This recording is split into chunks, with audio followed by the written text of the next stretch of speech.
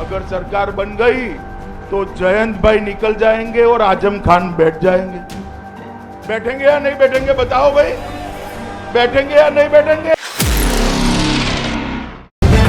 The live TV, सच सबसे आगे।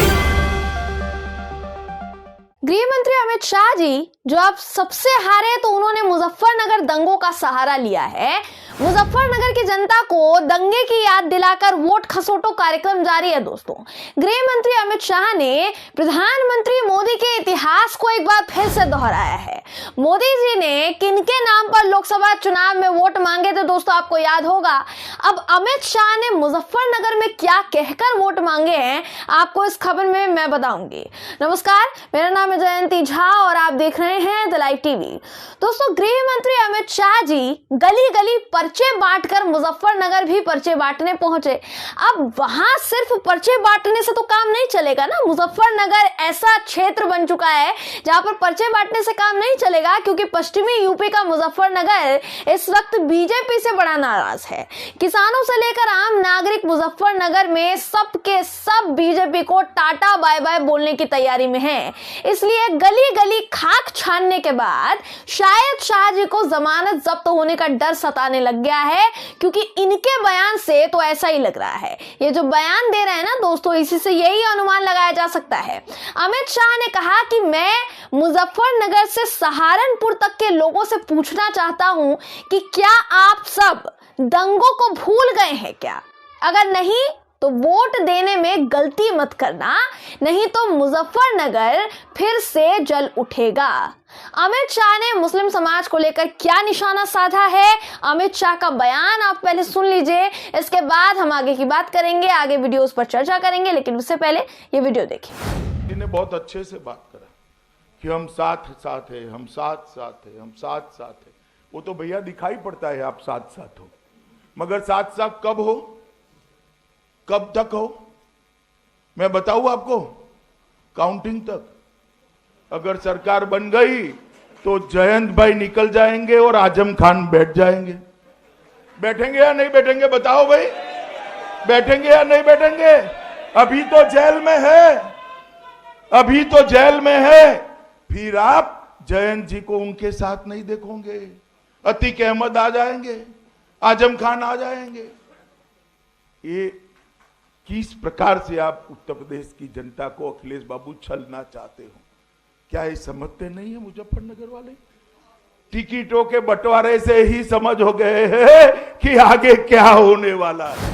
जी, तो अमित शाह ने यहाँ अखिलेश यादव पर निशाना साधने के बहाने उसके जरिए मुस्लिम समाज को कैसे निशाना बनाया, यह आपने देखा होगा। और मैं उम्मीद करती हूँ दोस्तों कि आप अमित शाह जी के बोलने का आशय जो है वो यहाँ पर समझ गए होंगे।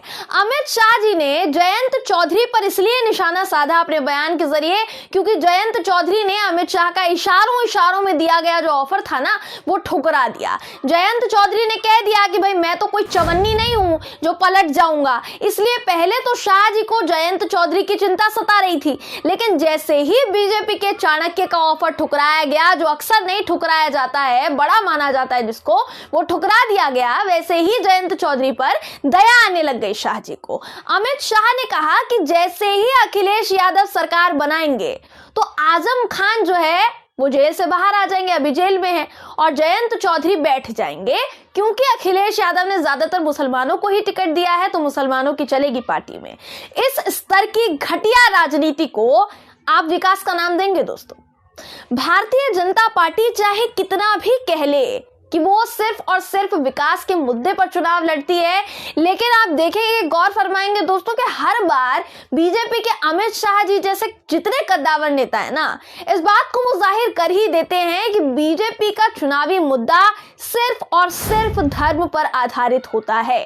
बीजेपी साथ ही अमित शाह चुनाव अपनी नैया पर नहीं पार नहीं लगा पा रहे हैं। अब हिंदू मुस्लिम की राजनीति खेलकर ही मुद्दा बनाएंगे, कुछ मुद्दा बनेगा और चुनाव लड़ेंगे, क्योंकि शुरू से आखिर तक इन्होंने यही तो किया है, आगे भी यही करेंगे।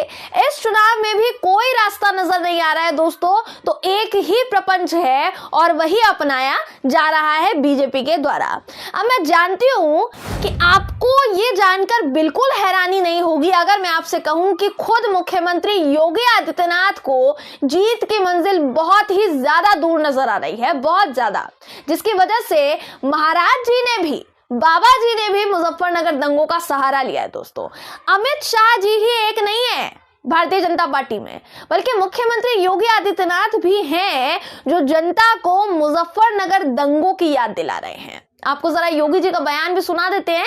ये भी अभी अभी का दिया हुआ बयान है, ताजा बयान है।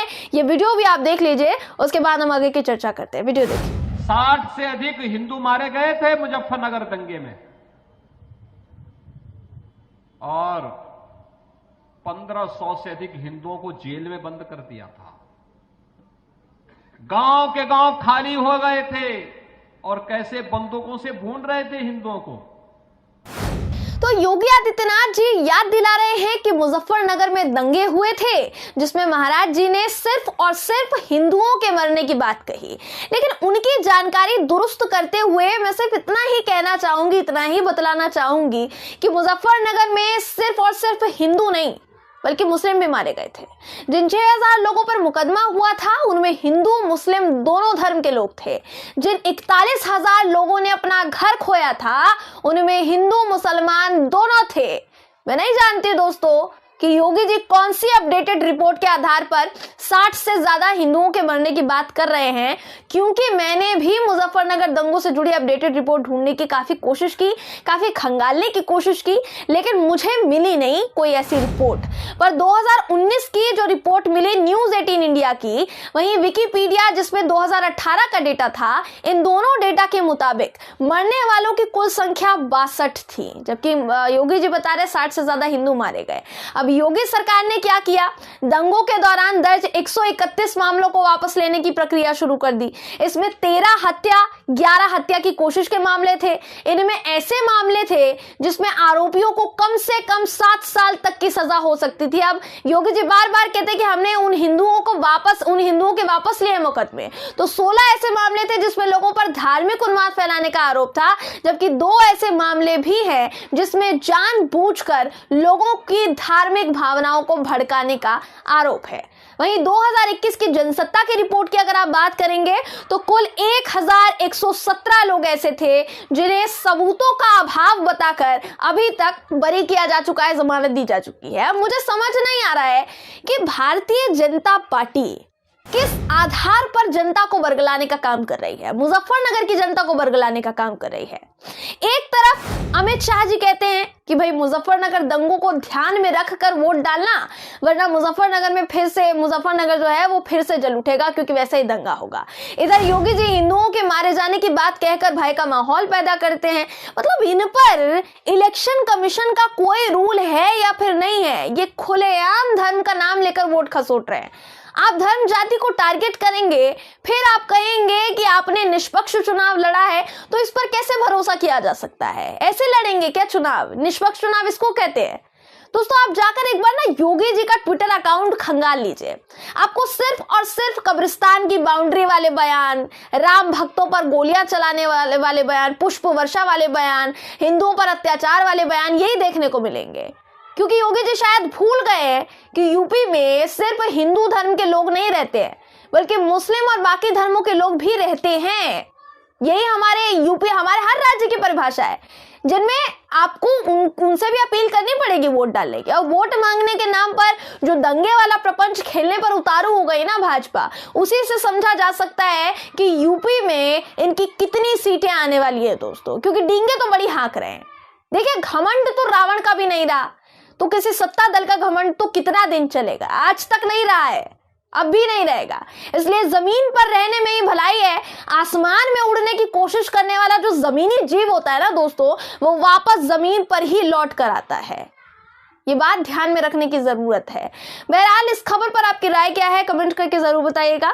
वीडियो अगर आपको पसंद आया हो तो वीडियो को लाइक और शेयर करना ना भूलें। फिर मुलाकात होगी आपसे किसी ऐसी ही खबर के साथ, तब तक के लिए नमस्कार। द लाइव टीवी, सच सबसे आगे।